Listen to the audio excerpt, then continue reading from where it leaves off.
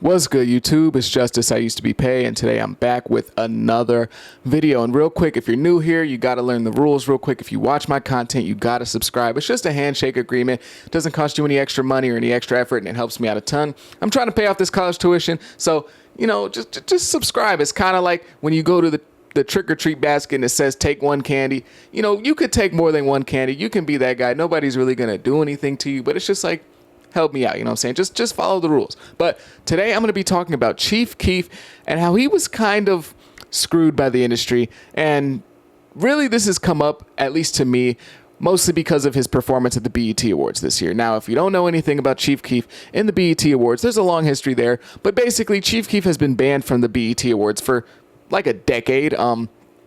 It pretty much started with allegedly Chief Keef missing some sort of show or meeting he was supposed to go to for BET, and they just banned him after that. And let's just say Chief Keef at the time wasn't the most mature person when it came to handling these types of things, so he didn't really help himself very much in that situation. But just for BET to take a step as far as to completely ban one of the biggest artists in rap at that time should just kind of show you how the industry viewed Chief Keef at that time.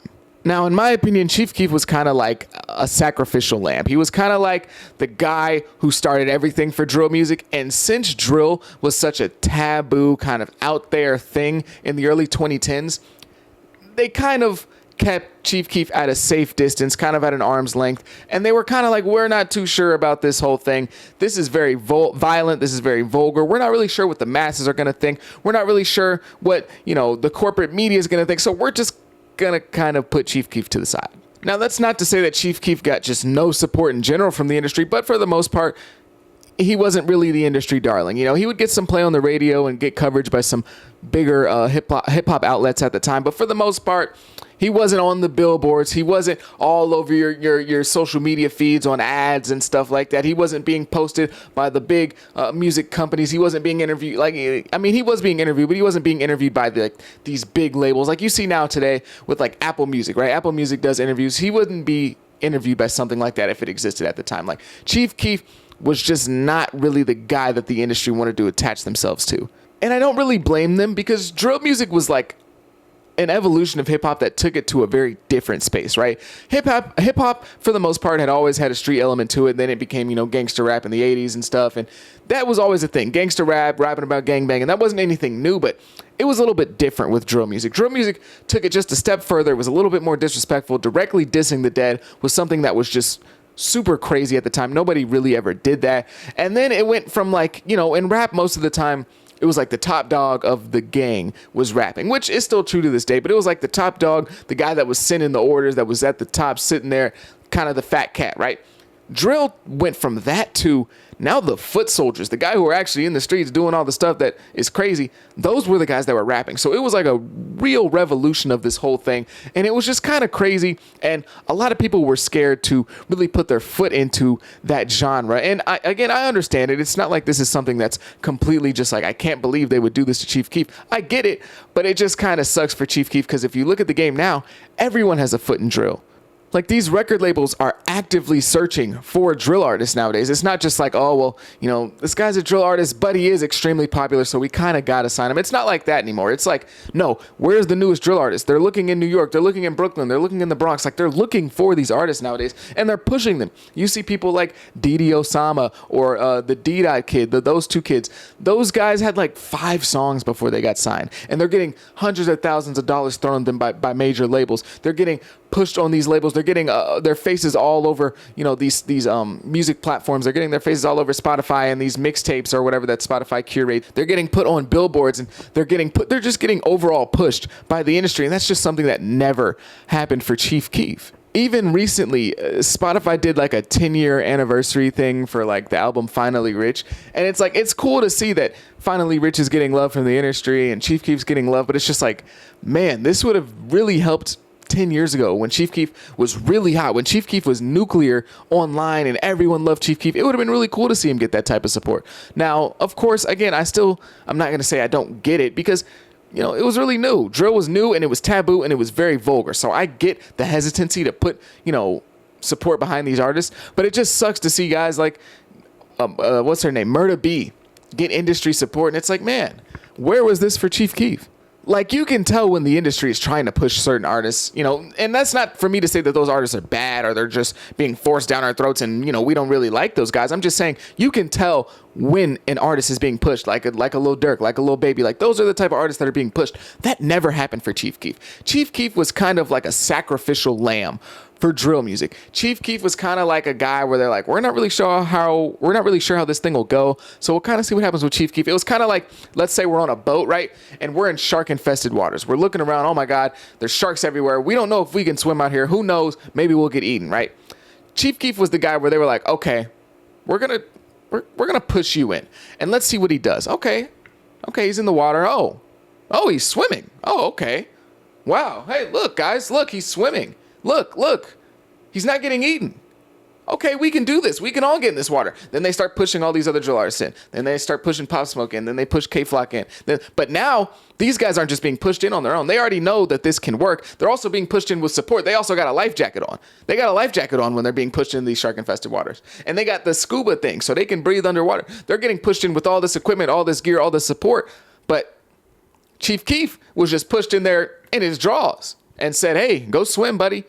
Hopefully this works. And that's kind of what has happened to Chief Keef. He was the sacrificial lamb. And because of the fact that Chief Keef was first, he's the guy that influenced a lot of people. He's influenced the entire genre of drill, of course, and then also influenced stuff outside of drill. But the entire genre of drill was influenced by Chief Keef. So he gets the credit for that, but he also doesn't get the support because he was first. When you're first, you're the first guy to do it. Everyone looks at you as inspiration, but they also look to you to see if everything can even work. They also let you kind of sink or swim to see if they can have all these other guys behind you actually succeed. So yeah, he was first and he got to influence everything, but he was also first, so he didn't get that support that's there now because there was nothing established for drill music back then. Like, if you look at some of Chief Keef's biggest songs, right, on the billboards, right? Finito never charted. Top 100, never did. War never charted. Never did. Chief Keef, in all of his career, his 10-year career now, has 3 Billboard Hot 100 songs. 3 Billboard Hot 100 songs. Love Sosa charted at 56.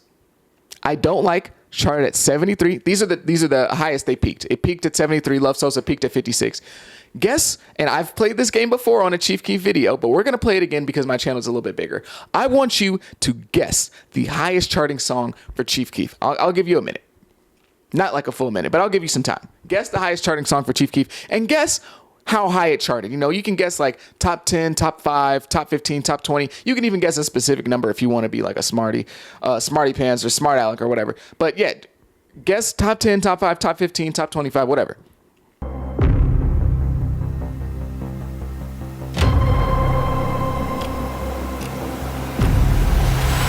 All right, now, hope you got your guesses in, but Chief Keef's highest charting song, highest peaking song, peaked at 19. So if you guessed top 20, you were correct.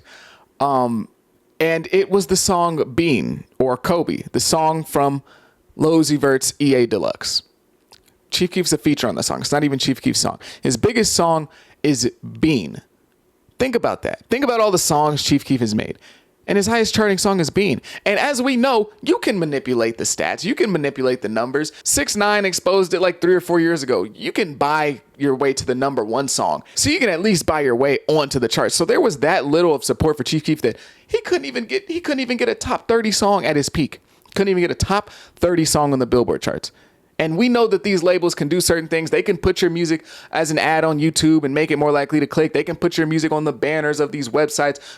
And Chief Keef's highest charting song ever is Bean at 19.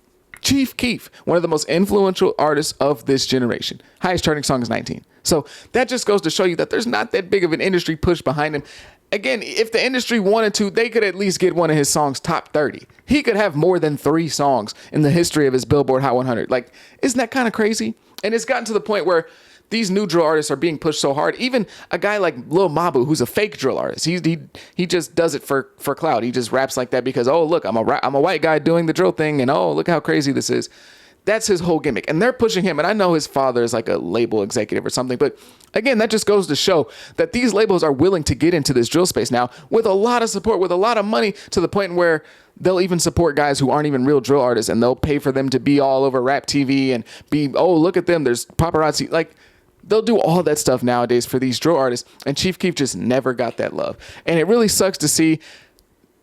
It really sucks to see. And it's cool that drill can do its own thing now and whatever. And those drill artists are getting the opportunity to, you know, make some money and get out the hood and all that stuff. But it just is crazy to see how Chief Keef got done by the industry. When you look at it in hindsight, of course, in hindsight, you know, if I could go back in time and tell all these label executives and all the people in the industry that drill music would be super successful and it wouldn't just crash out and people wouldn't be scared of it, I'm sure that they would have put their money behind Chief Keef. But just sucks, you know. Of course, there's always a risk there, and I get it. Chief Keef was also unhinged around that time, so I'm not like, oh my God, I can't believe this, but just sucks to see, you know, the support that even, like, shout out to Pop Smoke, R.I.P. Pop Smoke, the support that he got, the support that Keef got, and is still getting even while he's in jail. Like, it's just a different level of support. And Chief Keef was like the sacrificial lamb. He was the first guy, so he caught all the slack, he got all the bad stuff, and he had to sink or swim on his own. But all these other artists get that support. I just wanted to make that point real quick because I really do feel like Chief Keef was done dirty, not only by the industry, but by fans. And I talked about that in a different video. But